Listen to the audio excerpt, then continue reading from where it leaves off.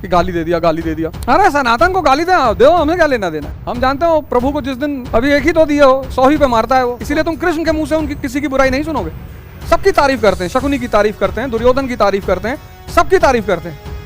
लेकिन शकुनी बुराई करता है, दुर्योधन बुराई करते हैं, सब मारा गया। तो हमें क्या जरूरत है उसको कुछ कहने की। जो वो कहता है कि 100 पे मैं उड़ा दूंगा, तुम आवाज हो जा, कुछ मत करना जी। अभी उड़ाएंगे हम इसको, इसी को मार के डेमो देना है। ये हम फर्जी में लेकर आए हैं कि कयामत आएगी लेकिन इंडिया नाम नहीं होगा।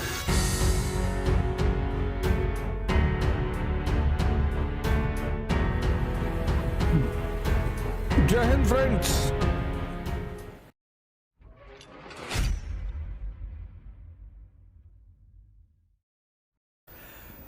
कोई काम बिना मतलब मत किया करो। तो तुम्हारा इंटरेस्ट उस काम में नहीं है तो उस काम को किया सोचा ही मत करो, फालतू मत किया करो। तो ट्विटर पे हर आईटी सेल के लोग बैठे हैं, उसमें तुम मत कूदा करो।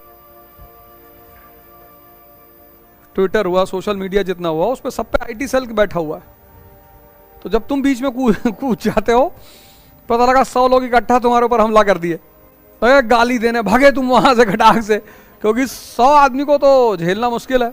क्या तो तुमको मजा आता हो, तुम किसी को छेड़ना चाहते हो तो तुम बीच में कूद गए, एक स्टेटमेंट डाल दिया हल्का सा कि कयामत आएगी लेकिन भारत नाम नहीं होगा। अब इतना लिख के उसका तुम सो गए रात में, और सुबह उठे तो देखे 2-3 हजार गाली लिखी हुई है।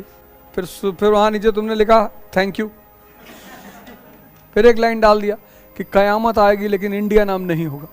तो फिर 10-12 बार में समझ जाएंगे कि मजा लेने आता है यार, ये जो है कयामत आएगी ऐसा होगा, कयामत आएगी वैसा होगा। लेकिन मजा बहुत आता है इस खेल में। जो उसमें जो बहुत सीरियसली अटैच हो जाते हैं वो बेचारे बड़े दुखी होते हैं कि गाली दे दिया, गाली दे दिया। अरे सनातन को गाली दो, हमें क्या लेना देना है। हम जानते हो प्रभु को जिस दिन अभी एक ही तो दिए हो, 100 ही पे मारता है वो। तो हमें क्या जरूरत है उसको कुछ कहने की। जो वो कहता है कि 100 पे मैं उड़ा दूंगा, तुम आवाज हो जा, कुछ मत करना जी। भाई शिशुपाल दे रहा है गाली तो भीम नाराज हो रहे हैं, तो भगवान रोक रहे हैं कि भीम भैया ये हम फर्जी में लेकर आए हैं, तो हमको अपने वाले पे भरोसा है। 100 जिस दिन क्रॉस हुआ तब तुम जाओगे। जिनको भरोसा नहीं होता वो गुस्सा हो जाते हैं। जैसे बलराम को देखोगे, वो एपिसोड देखो तो बलराम गुस्सा हो जाते हैं, शिशुपाल अरे अभी उड़ाएंगे हम इसको, इसी को मार के डेमो देना है। मस्त रहा करो, जितना मस्त रहोगे दुनिया जीतते चले जाओगे। किसी की बुराई मत करो, ये सब नियम बना लो अपने जीवन का। किसी की बुराई नहीं करनी ही नहीं। सब मैंने सीखा, मुझे बहुत काम आया। तुम दिन भर बुराई करोगे, तुम्हारा खुद का माइंड नेगेटिव हो जाएगा। उस नेगेटिव माइंड से घंटा तुमको पॉजिटिव चीजें मिलेंगी, तुमको कुछ नहीं मिलेगा, तुम भिखमंगे हो जाओगे। तुम सोचो नेगेटिव माइंड पॉजिटिव अचीवमेंट, ये कैसे हो सकता है।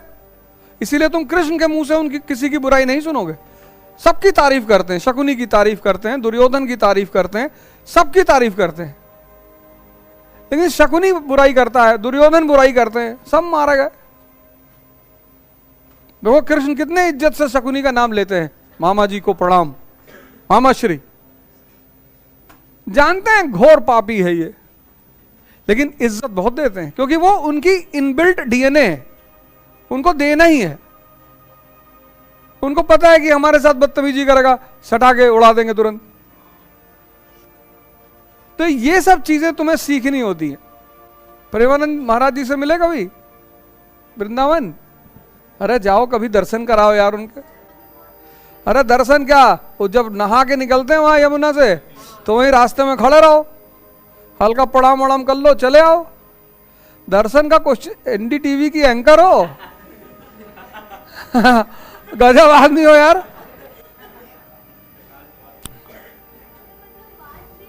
क्यों बात जरूरत है बात करने की? और तुम क्या बात करोगी? जिस बात को वो आदमी कह रहा है वहां सब जा रहे हैं, बाबूजी बाबा जी हमको ये हो गया, बाबा जी। वो डॉक्टर है, वो एक बात सुना रहे हैं सबको, जाओ सीख लो क्या कह रहे हैं वो। उल्टा नाम जपत जग जाना,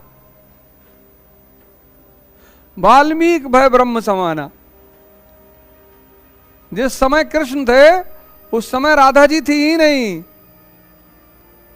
कृष्ण के समकालीन ग्रंथों में राधा का कहीं नाम ही नहीं है, लेकिन कृष्ण के साथ फोटो में हमेशा राधा जी खड़ी होती है। इसका मतलब पूछ कर आओ उनसे, वो बार बार जो कहते हैं ना राधा रानी चाहेंगी तो हो जाएगा।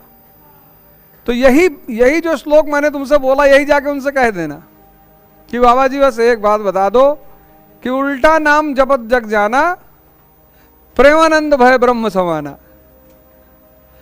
ऐसा क्या कर दियो बाबा जी, ये बार बार यही इतनी लाइन बोलना जब कभी मिलना उनसे, और कुछ मत कहना, उन्हीं का नाम ऐड कर देना। जिसने भी ये उलट दिया, जिसने भी उलट दिया, उल्टा का जाप करने लगा, बस वो ब्रह्म के समान हो गया। भाई रत्नाकर डाकू थे ना, वो इतने बड़े संत हो गए, यहां एमएससी फिजिक्स का प्री नहीं निकल रहा है, तो कुछ तो बात रही होगी ना। तो तुलसीदास जी ने लिखा है उल्टा नाम जपत जग जाना। तो किसी से पूछो कि भैया ये क्या है, कहते वो राम नहीं जानते तो मरा मरा कहते थे। अबे जो मरा मरा कहता सकता है वो राम राम नहीं कह सकता। इसके पीछे कोई भेद है, रहस्य है, वो संत ही समझाएगा। तो अगर कभी उनसे मिलना तो कहना हमारे गुरु जी ने कहा है ओझा ने कि उल्टा नाम जपत जग जाना और प्रेमानंद भय ब्रह्म समान। तो जिसके पास शक्ति है उसको तो जल चढ़ेगा ही। सूरज को देखते रहे, सुबह निकलो शहर में सब चढ़ा रहे जल। तो जैसे मुझे मन समझ में आया, ऐसे मुझे दूसरी बात यह समझ में आई कि सिर्फ अपने ऊपर काम करना है, अपने सिवा किसी पे काम ही नहीं करना। तो जैसे जैसे शक्ति इकट्ठी होती जाएगी तुम्हारे ऊपर जल चढ़ता जाएगा। चेतना तुम्हारी चित्त से अलग नहीं है, जुड़ी हुई है। तो जहां तुम्हारा चित्त है वहीं तुम्हारी चेतना है। इसलिए जिस काम में तुम्हारा चित्त नहीं लग रहा उस काम में परफेक्शन कभी आएगा ही नहीं। और जहां तुम्हारा चित्त लग रहा है, क्योंकि चेतना भी साथ बैठी हुई है, तो जहां चित्त लग रहा है उस काम में तुरंत परफेक्शन आ जाएगा। क्योंकि चित्त अकेला नहीं आता, चित्त का साया है चेतना। इसीलिए चित्त को सांस पे लगाना होता है कि धीरे धीरे चित्त गायब हो जाता है, चेतना बच जाती है। पर लंबी साधना है वो, पर मजा बहुत आता है। तो तुम जहां चित्त लगाओगे वहां चेतना अपने आप चली आएगी। तो जब भी तुम बहुत बनते संवरते, साफ सुथरा रहना चाहिए। बनते संवरते हो इसका मतलब तुम किसी को आकर्षित करने का प्रयास कर रहे हो, शक्ति लगा रहे हो, मेहनत कर रहे हो। तो जब तुम्हारा चित्त दूसरे पे लगा हुआ है तो तुम्हारी पढ़ाई खाक होगी, कुछ नहीं होगा। जो भी बन संवर रहा, वो चाहे स्त्री हो चाहे पुरुष। हाँ, अब कहीं विवाह में जाना है, किसी फंक्शन में जाना, वो सब एक अलग बात है। लेकिन तुम क्लास में आते हो, वो दोनों में से कोई भी हो, चाहे स्त्री हो चाहे पुरुष, जो भी आकर्षित करने का प्रयास कर रहा है वो अपने चित्त को बाहर फेंक रहा है। सिंपल, बहुत छोटा सा सूत्र है।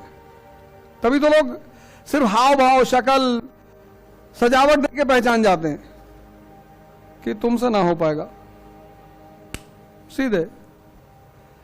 इसलिए जहां तपस्या है वहां सरलता है। आश्रम में देखो कैसे सब लोग गमछा बांधे हुए हैं, सिर्फ गमछा, बनियाइन सैंडो वाली 80 रुपए की और गमछा 80 रुपए का। तो जहां सरलता है वहां तपस्या है। इसका मतलब आदमी तपस्या कर रहा है, क्योंकि उसको आकांक्षा नहीं है किसी को आकर्षित करने की।